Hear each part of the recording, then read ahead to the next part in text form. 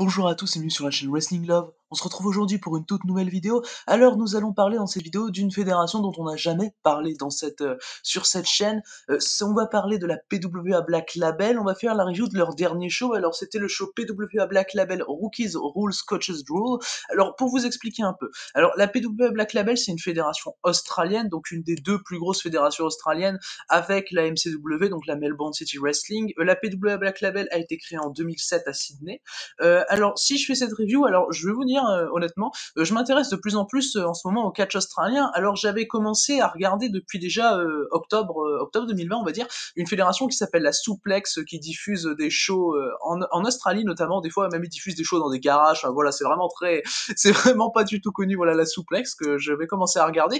Et puis à un moment, je me suis dit bon, va falloir que je m'intéresse au catch australien. Du coup, catch australien, très honnêtement, de ce que j'ai compris, de par ce que j'ai compris, du fait que je me suis intéressé finalement au fonctionnement du catch australien, c'est que en fait, c'est vraiment deux fêtes principales qui sont concentrées en Australie, la MCW et du coup la fête dont on va parler pour ce show, la PWA Black Label. Et vraiment, c'est les deux fêtes vraiment connues en Australie finalement. Alors c'est mon deuxième show de la PWA Black Label, très honnêtement. J'avais maté leur show aussi Open versus Velocities qui avait eu lieu début mai. J'avais pas du tout aimé le show, très honnêtement. Je vais pas en faire la review nécessairement. C'était mon premier show de la PWA Black Label. Voilà, je découvrais. Et il y avait notamment le main event aussi Open Velocities et j'avais détesté ce match. Ça dure 37 minutes. Je sors du match, j'ai l'impression de sortir d'un main event New Japan. C'est catastrophique. Enfin voilà. Et là, je me dis, je vais leur laisser une chance. Je vais mater ce show Black Label Rookies Rule Coaches Rule. Et vraiment, j'ai vraiment bien aimé le show. Je vais pas rentrer dans le détail. Après, le show est pas incroyable non plus, mais franchement, je trouve que c'est un show qui faisait le taf en tant que petit show. Il y avait aucun titre qui était défendu, je le rappelle. Et franchement, en tout cas, voilà.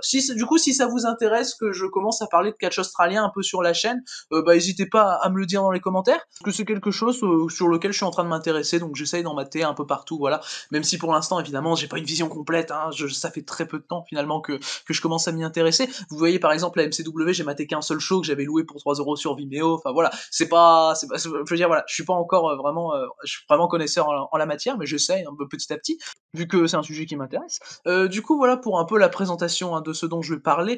Du coup je vais parler du show PWA Black Label Rookies Rule Coaches Rule, du coup show qui s'est déroulé le 29 mai, qui était diffusé sur Fight TV. Alors on va commencer du coup la review de ce show avec l'opener. Alors vous inquiétez pas d'abord avant de parler des matchs en eux-mêmes, vous inquiétez pas si vous connaissez aucun nom.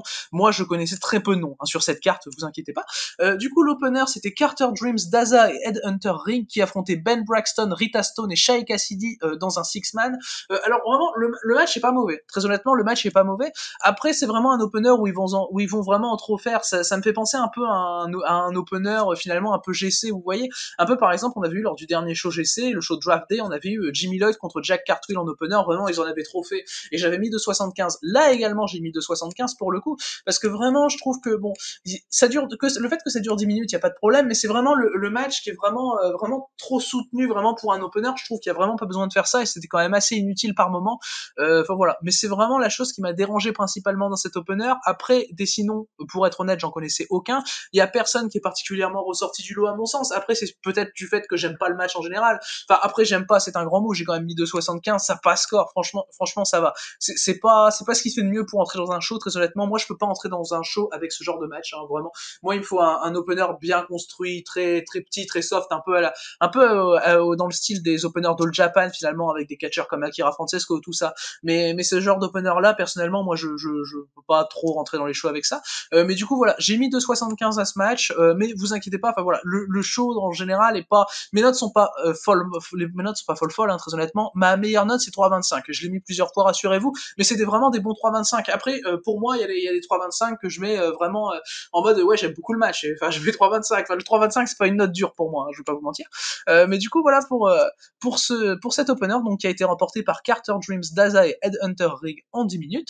On va maintenant pouvoir passer au deuxième match du show. Le deuxième match du show c'était un singles match entre Jessica Troy et Will Kiedis. Alors pour la petite information avant de parler du match en lui-même, Jessica Troy est la championne de la PWA Black Label, et du coup c'était un match qui n'était pas pour le titre, évidemment, bon en deuxième match de la carte, heureusement que c'était pas pour le titre. Le match va durer un peu plus de 10 minutes, on va avoir une victoire de Jessica Troy, assez logique finalement parce que c'est la championne, et la mettre comme ça dans un match solo très bas dans la carte, je pense pas que ce soit pour la faire perdre, en tout cas j'aurais pas vu la logique personnellement. Le match est cool, franchement voilà, pour moi ça aurait peut-être dû être un petit peu plus haut dans la carte par rapport au contenu du match finalement, par rapport au fait qu'il y a quelques nearfalls quand même, et je les ai trouvés un peu inutiles les nearfalls, un peu comme dans l'opener finalement. Là j'ai quand même réussi à mettre 3 parce que franchement le match est, vu qu'en en opener je vais forcément être un peu plus difficile qu'en deuxième match, c'est assez normal, mais franchement à part le truc des nearfalls, à part du fait qu'ils en ont fait finalement un peu trop, franchement ça allait. Je peux pas mettre un mauvais rating à ça, vraiment je peux pas mettre en dessous de 3 parce que franchement les deux personnes ont fait leur taf et franchement ça allait, c'était pas mauvais du tout. C'est pas un match que je vais conseiller par rapport au show en entier, et finalement c'est même pas un match qui est bien placé sur la carte, et malheureusement voilà, les deux premiers matchs, ça c'est peut-être un peu dommage, c'est peut-être un point négatif pour le show, les deux premiers matchs sont pas spécialement bien placés sur la carte, et ça je trouve ça assez dommage, ils auraient pu être un peu plus haut les deux matchs, et finalement va falloir du coup attendre le troisième match dont on va passer maintenant, du coup après ce match remporté par Jessica Troy, va falloir attendre le troisième match pour avoir un match qui était vraiment à sa place sur la carte, vraiment très cool. Du coup ce troisième match de la carte c'était un 2 contre 2 avec Aaron Jake et Belinda Pierce qui affrontaient Bachman et Jack Payne, hein, là non plus je connais personne hein, dans ces quatre là, et alors dans ce match on a eu le droit à un match d'un peu plus de 10 minutes, là aussi franchement les trois premiers matchs ont un temps qui se ressemble finalement, et une victoire d'Aaron Jake et de Belinda Pierce qui était accompagnée par Unsocial Jordan d'ailleurs, qu'on reverra un peu plus tard dans la carte.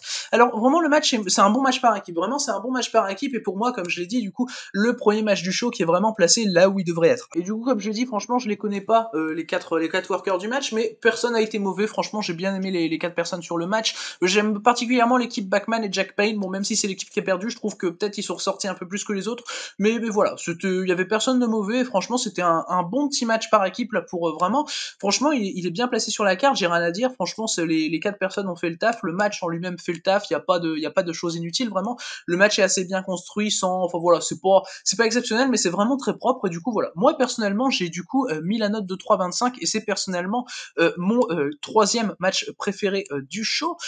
Du coup voilà pour ce match, finalement j'ai pas spécialement grand chose à dire sur ce match, après je vais pas vous mentir, je connais pas des masses non plus les stories à la PW Black Label, enfin sur les undercards en tout cas surtout, donc ça va être un peu plus compliqué pour moi de parler des matchs, mais voilà, là il y avait pas spécialement une grosse construction, c'était vraiment propre. Du coup voilà pour ce match, d'ailleurs je conseille, même si vous voulez mater le show, de commencer le show par là, hein, franchement, parce que les deux premiers matchs c'est pas très utile à regarder à mon sens. Du coup voilà pour ce match donc remporté par Aaron Jakes et Belinda Pierce. Nous allons maintenant pouvoir passer au quatrième match du show, au quatrième des 8 matchs de ce show. C'est un Fatal 4-Way avec Jimmy Townsend qui affrontait Big Fudge, Jay Sorbet et Mitch Ryder. Le match a duré 8 minutes 40 et on a eu une victoire de Jimmy Townsend. Là aussi, je connaissais vraiment, je pense que je connaissais Mitch Ryder de leur dernier show, aussi Open versus Velocities, mais je connaissais pas les trois autres, hein, très honnêtement. Alors ce match, j'ai mis la note de 2,75, c'est finalement le match que j'ai le moins aimé du show, à égalité avec l'opener. Bon, mais vous inquiétez pas, j'ai bien aimé le show, hein. Ça veut dire mes notes, ça reflète pas des masses, parce que franchement le show je le trouve assez digeste, vraiment cool dans son ensemble, et j'en parlerai un peu plus tard. Mais ce match-là, c'était assez compliqué, je vous avoue. En fait, c'est un Fatal 4-Way, et dès le début du match, tu vas avoir des mecs qui vont commencer à tenter des roll-ups dans le ring sans raison, alors qu'il y a des mecs qui sont debout à côté d'eux finalement et qui peuvent casser le tombé très librement. Il va y avoir une séquence comme ça avec des roll-ups qui vont être tentés, tu comprends pas pourquoi. Et j'ai trouvé ça assez dommage d'ailleurs, parce que franchement les tombées au début c'était pas apporté spécialement de manière intelligente. La fin est même pas bonne, hein, ça se finit en plus sur un roll-up, donc c'est pas, voilà, il y a aucune chose significative dans ce match, vraiment c'est très random, et finalement je trouve que le 4-Way dans son ensemble est pas très bien booké, très honnêtement. Après il y a pire, hein, très honnêtement, voilà, rien que sur leur show aussi Open Velocity, j'ai vu bien pire à la PW Black Label, hein, très honnêtement, parce que le show aussi Open Velocity c'est un show que je trouve exécrable, hein. Mais sans dire que ce show là franchement est cool, mais voilà, t'as du coup ce 4-Way que je trouve assez mal booké, hein, très honnêtement. Mais victoire de Jimmy Townsend pour le coup, j'ai rien à dire dessus, je sais pas qui était booké pour avoir la victoire, pardon, très honnêtement, avant ce show, donc j'ai pas mon mot à dire là-dessus finalement. Et en tout cas, le match manquait un peu d'intérêt, très honnêtement, manquait un peu d'intérêt, manquait un peu de logique vis-à-vis de la stipulation, vis-à-vis de l'environnement finalement d'un Fatal 4-Way. Mais du coup, voilà, pour ce match, finalement, j'ai pas grand-chose à dire dessus, très honnêtement. Du coup, voilà, pour ce match, avec du coup une victoire de Jimmy Townsend, on va maintenant pouvoir passer au cinquième match du show. Le cinquième match du show, c'était du coup le deuxième 2 contre 2 de ce show, c'était David Streamer et Marshall Luke qui affrontaient Mick Moretti et Robbie Eagles. Alors pour le coup, Mick Moretti et Robbie Eagles, c'est deux catcheurs que je connais. Vous connaissez sans doute Robbie Eagles, notamment de la New Japan Pro Wrestling. Il avait fait notamment l'année dernière le Best of Super Junior, et Mick Moretti, c'est un catcheur que je connais parce que je l'avais vu lors du premier show PW Black Label que j'ai regardé. Et franchement, il est cool. Et du coup, là, on a eu le droit à ce qui est, à titre personnel, mon deuxième match préféré du show, avec une victoire de Mick Moretti et de Robbie Eagles en un peu plus de 12 minutes. Vraiment, le match est très cool. Vraiment, à mon sens, le match, je l'ai trouvé vraiment très cool. Et Robbie Eagles et Mick Moretti, vraiment, tu sens qu'ils ont une certaine alchimie en tant qu'équipe. Vraiment, tu sens sont vraiment cool. Et Robbie Eagles va très bien appliquer son catch, franchement, des prises très efficaces, très fluides dans le ring. Robbie Eagles, franchement, c'est quelqu'un que j'adore, hein, franchement, depuis que je l'ai vu catcher, finalement, Robbie Eagles, c'est quelqu'un avec qui, franchement, ça passe bien, pour ma part en tout cas. Et franchement, son équipe avec Mick Moretti, je la trouve vraiment pas déconnante, je la trouve vraiment très cool. Et je trouve qu'ils ont vraiment été meilleurs que leurs deux adversaires pour le coup. Bon, ça m'a pas spécialement surpris. Après, pardon, peut-être que j'avais l'avantage d'avoir un repère sur ces deux catcheurs, tandis que les deux autres, je les connaissais pas, donc ça a peut-être joué sur mon appréciation de la chose, très honnêtement. Mais voilà, le match est bien cool. Je le conseille personnellement, c'est un des matchs que je vais conseiller du show. C'est un bon 3,25, limite 3,5. Alors j'ai mis 3,25 et pas 3,5 très honnêtement parce qu'il y avait quelques spots où j'ai trouvé ça un peu too much. Par exemple, t'as une double soumission de la part de David Streamer et de Marshall Luke sur Mick Moretti et Robbie Eagles, et t'as vraiment vraiment les commentateurs qui forcent et tout. Vraiment, c'est en mode oh là là, vont-ils taper? Mais non, ils arrivent à se dégager des deux soumissions. Enfin voilà, c'est vraiment un peu saoulant, hein, très honnêtement, ce genre de spot personnellement, surtout si c'est fait comme ça en plein milieu de carte pour pas grand chose finalement, mais ça m'a peut-être un petit peu dérangé. Mais en soi, le match est très cool et c'est un bon 3,25. Voilà, c'est un match que j'ai trouvé très plaisant. Et du coup, comme j'ai dit, mon deuxième match préféré du show, il a été remporté par du coup Mick Moretti et Robbie Eagles. Personnellement, j'ai trouvé assez logique leur victoire, parce que vis-à-vis de la construction du match, c'était vraiment montré comme les underdogs du match, et leur donner la victoire, je n'ai pas trouvé ça déconnant. Personnellement, j'aurais pas vu l'intérêt de l'inverse. Mais du coup, voilà pour ce match, donc pour ce cinquième match du show, nous allons pouvoir passer maintenant au sixième match de la carte. C'était l'avant-dernier singles match du show. C'était Unsocial Jordan, qui était manager un peu plus tôt de l'équipe d'Aaron Jake et Belinda Pierce dont on a parlé. Unsocial Jordan, qui était du coup accompagné par cette équipe, qui affrontait Jack Bonza. Jack Bonza, qui est un catcheur que j'avais vu dans le premier show de la PW Black Label, que j'avais vu aussi Open contre Velocities, qui avait fait l'opener dans un match qui était assez compliqué, très honnêtement. Mais ce match-là, je l'ai vraiment, vraiment bien aimé. Il a duré un peu plus de 14 minutes et à titre personnel, c'est mon match préféré du show. Là aussi, je l'ai mis un 3,25 qui tire vers le 3,5. Comme j'ai dit, mes notes pour ce show sont pas déconnantes, mais franchement, c'est un show qui fait le taf, et ce match, on est vraiment la preuve, parce que c'est un match qui, sans être vraiment excellent, fait un super taf. Franchement, ce Jack Bonza contre Unsocial Jordan, c'est Unsocial Jordan qui va remporter le match. Unsocial Jordan qui est caricaturé comme le heel pendant ce match, qui est même clairement le heel finalement. Et il est en tout cas, selon moi, un bon heel dans ce match. Franchement, je trouve qu'il a vraiment bien fait son taf, son heel work était vraiment très cool, avec Jack Bonza qui est un très bon powerhouse, qui va avoir quelques moves qui sont assez impressionnants, des bons retours. Franchement, Jack Bonza, j'ai bien aimé. Il a un retour pendant le match que j'aime beaucoup, mais qui va amener une chose que j'aime moins finalement, et la chose qui m'empêche de mettre 3,5. Il a un retour dans le match que j'aime beaucoup, c'est son ankle lock en contrant un gros move d'Unsocial Jordan. J'ai failli dire Orlando Jordan, très honnêtement. Voilà, je m'excuse, mais voilà, Orlando Jordan, pour ceux qui savent pas, qui était l'ancien catcheur de WWE.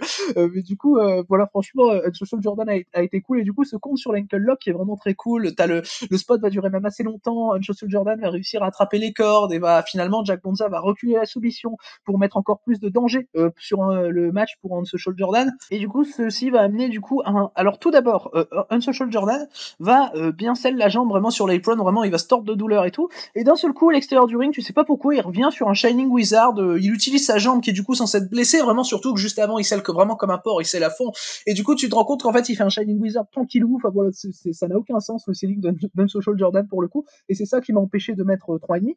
Et après voilà, après il va courir dans les cordes tranquille, il va même finir sur un autre Shining Wizard en utilisant sa jambe blessée. Enfin, j'ai pas trop aimé ça personnellement, et cet aspect selling de la part d'Unsocial Jordan, qui s'avérait au début être assez cool, finalement à être vraiment ce qui a coûté le 3,5 au match pour ma part. Après, ça reste vraiment un très bon match, qui est, à part du coup ce défaut de selling d'Unsocial Jordan, vraiment très cool à regarder, et c'est le match que je vais conseiller personnellement de voir du show. Je pense que c'est vraiment un bon match qui est très digeste finalement. C'est peut-être le match le plus long du show, mais je trouve très digeste pour se mettre à la PW Black Label. Finalement, si vous voulez regarder qu'un seul match, c'est celui-là que je vais vous conseiller. On a eu une victoire du coup d'Unsocial Jordan. Du coup, voilà pour ce sixième match du show. On va maintenant pouvoir passer au pré-main event du show. Le pré-main event, c'était un six-man tag team match avec Lyrebird Lucci et Kai Drake et Michael Spencers, qui affrontaient CJ Phoenix, Matt Diamond et Matt Rogers. Le match a duré un peu moins de 12 minutes. On a eu une victoire de Lyrebird Lucci, Kai Drake et Michael Spencer. Alors, le match en lui-même est bon. Franchement, voilà. Moi, j'ai mis 3,25 à ce match. Alors, finalement, il va durer un peu plus de 11 minutes, un peu moins de 12 minutes, comme j'ai dit. Et vraiment, au début, il va être assez comment dire, assez, enfin, c'était assez inutile. Vraiment, j'avais l'impression que vraiment c'était juste un match comme ça où il y avait rien de vraiment intéressant. J'avais l'impression qu'il y avait vraiment rien à se mettre sous la dent finalement dans ce début de match. Et après, ça a commencé à venir petit à petit plus intéressant jusqu'à arriver à un finish qui était plutôt cool hein, finalement. Et voilà, du coup, j'ai mis 3,25, je peux pas mettre plus et c'est honnêtement un 3,25 qui va se rapprocher plus du 3 que du 3,5 contrairement aux deux matchs précédents de la carte. Mais franchement, voilà, j'ai bien aimé le match personnellement. Du coup, franchement, à la fin aussi, ce qui m'a pas dérangé des masses, c'est que en fait, ça finit par en fait, t'as un coup de chaise de la part de Kai Drake et Michael Spencer sur Matt Diamond, il me semble. Et après, du coup, t'as Lyrebird Lucci qui est dans le ring, qui en profite pour porter un low blow à son coéquipier. Je sais plus si c'était CJ Phoenix ou Matt Rogers. Et il profite pour apporter un low blow et remporter le match avec ce low blow. Alors, c'est une fin que j'ai trouvé plus intelligente qu'overbooké finalement, parce qu'en fait, c'était vraiment pas dérangeant sur le coup la hit qui était portée. Franchement, je sais pas comment finalement expliquer, mais c'était pas vraiment du gros overbooking vraiment dérangeant. C'était juste les heals intelligents vraiment qui ont réussi à profiter de la bonne occasion et à remporter le match de manière assez cheat, hein, mais vraiment de manière assez cheap. Mais franchement, voilà, j'ai bien aimé la fin. Personnellement, elle m'a pas dérangé et j'ai pas mis de 0,25 en plus, j'ai pas mis 0,25 en moins. Voilà, c'était assez cool. Voilà, c'est pas quelque chose de marquant non plus, mais c'était vraiment une fin pas dérangeante pour moi. Du coup, voilà pour ce pré-main event, donc qui a duré un peu moins de 12 minutes, qui a été remporté par Lyrebird Lucci, Kai Drake et Michael Spencer. On va maintenant pouvoir passer au main event de ce show PWA Black Label Rookies Rule Coaches Rule. C'était un match féminin avec Shaza McKenzie enfin un match féminin, un match intergender. Puisque comme vous l'avez entendu, du coup Shaza McKenzie affrontait Nathan Pigeon. Nathan Pigeon qui est un jeune freelancer australien que je connais pas du tout, mais Shaza McKenzie pour le coup c'est quand même un assez gros nom hein, dans le catch australien très honnêtement. Enfin voilà, elle est depuis plusieurs années à la PWA Black Label, elle a fait de la Shimmer. Franchement, elle a beaucoup traîné dans cet indie US féminin, à la Shimmer, à la Eve, je crois qu'elle a déjà fait de la Shikara également, Shaza McKenzie. Enfin, elle a tourné beaucoup dans l'indie US, du coup, c'est pour ça que finalement, elle est assez connue, Shaza McKenzie. C'était le nom que je connaissais le plus de la carte avec Robbie Eagles finalement. Et alors, le match, malheureusement, il a duré que 5 minutes 25, donc pour un main event, c'est quand même assez compliqué que ce soit le match le plus court. Et c'est pour ça que j'ai pu lui mettre que 2,75 finalement, et encore, c'est un 2,75 qui tire un peu vers le 2,5 parce qu'il y avait des choses qui étaient assez compliquées dans le match. Mais voilà, c'est vraiment dommage, je trouve, de faire un show comme ça et puis de pas vraiment conclure sur le main event. Finalement, le main event est un peu brouillon. Enfin, tu sais pas vraiment ce qu'ils veulent faire. Et finalement, j'ai même pas l'impression que c'était pour conclure le show. C'était compliqué. Voilà, c'était assez compliqué. Et j'étais vraiment déçu personnellement de ce main event de par sa durée, hein, évidemment, parce que les deux ont pas eu le temps de vraiment montrer vraiment montrer des choses intéressantes. Bon, ça restait meilleur que leur main event de 37 minutes qu'ils avaient fait dans leur dernier show aussi Open Velocity, ce qui est comme j'ai dit un peu plus tôt une catastrophe de bout en bout. Mais voilà, vraiment, ça reste un match qui est pas dégueu, mais c'est vraiment trop court pour que je mette plus que de 75. Mackenzie attaque vraiment très tôt. Nathan Pigeon vraiment essaye de le battre très tôt, essaye de le surprendre. Franchement, ça j'ai trouvé ça bien parce que finalement c'est elle la catcheuse expérimentée. Nathan Pigeon c'est un jeune. Enfin voilà. Et vraiment Shaza McKenzie qui essaye de le battre très tôt, qui place des gros moves assez tôt. Moi j'ai trouvé ça assez cool. Et bon, finalement, Nathan Pigeon n'a pas trop suivi le rythme de Shaza McKenzie, j'avais l'impression. Bon, après, tout n'est pas sur la faute de Nathan Pigeon. Hein. Évidemment, il y a aussi le booking qui est assez compliqué. Hein, très honnêtement, Shaza McKenzie va battre assez rapidement Nathan Pigeon, va un peu le squasher en quelque sorte. J'ai pas trop compris pourquoi c'était le main event, hein, très honnêtement, parce que c'était juste là pour donner une victoire à Shaza McKenzie. Finalement, il y avait rien d'assez intéressant. Après, ça va peut-être l'amener, pourquoi pas, vers le titre de Jessica Troy un peu plus tard dans les shows hein, de la PWA Black Label. Elle va peut-être accumuler des victoires hein, comme ça, mais voilà. Le mettre en main event pour grande utilité, très honnêtement. Surtout que Shaza McKenzie a pas été spécialement ouf dans le match. Hein. Finalement, il y a quelques kicks qu'elle va faire sur Nathan Pigeon, qu'elle avait coincé sur les cordes. Elle va faire quelques kicks. J'ai pas trouvé ça impactant du tout. Vraiment, j'ai trouvé ça sans impact, malheureusement. Mais le match en lui-même est pas dégueu. La prise de fin est assez vraiment violente. Et ça, j'ai bien aimé. Mais voilà, 2,75 pour moi, vraiment, je reste sur ma fin. Et c'est un peu, voilà, comme ça que se finit le show. C'est un peu dommage, du coup. Mais du coup, voilà, pour la fin de ce show PWA Black Label Rookies Rule Coaches Rule. Alors, dans l'ensemble, ce show est bon. Vraiment, le show, je l'aime bien. Après, j'ai pas mis des notes spécialement folles, hein, mais comme je l'ai dit, franchement, des 3,25 pour moi, ça reste quand même assez cool. Et franchement, vraiment, tous les matchs sont vraiment, il n'y a aucun match qui est vraiment dégueu hein, dans le show, hein, très honnêtement. Tout le show se regarde bien. Après, ce que je vais vous conseiller, comme je l'ai dit un peu plus tôt, c'est de commencer à partir du troisième match parce que les deux premiers matchs, c'est assez compliqué, très honnêtement. Mais voilà. Ici, il y a deux matchs à conseiller. C'est vraiment le cinquième et sixième match, le tag avec Robbie Eagles, puis le 1 contre 1 de Social Jordan contre Jack Bonza, qui est pour moi le meilleur match du show malgré le défaut de selling d'Unsocial Jordan. Mais du coup, voilà, c'est ce qui conclut cette review du coup de PWA Black Label Rookies Rule Coaches Rule. J'espère qu'elle vous aura plu. Merci à vous en tout cas d'avoir écouté cette vidéo. Et du coup, d'ici les prochaines vidéos, je vous dis à la prochaine.